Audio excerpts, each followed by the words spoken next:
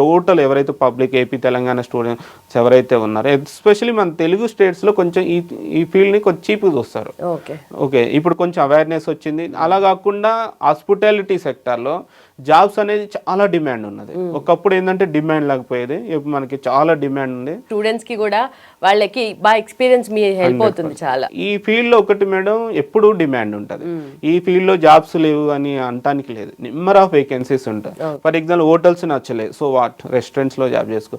Hotels restaurant నచ్చలేదు, మనకు software companies లో జాబ్ చేసుకోవచ్చు. అందులో కూడా house keeping department, kitchen department, F&B service department, front office department ఉంటుంది. ఫర్ ఎగ్జాంపుల్ అది కూడా నచ్చిపోతే మనకి ఇంటర్నేషనల్ ప్లేస్మెంట్ వెళ్ళొచ్చు.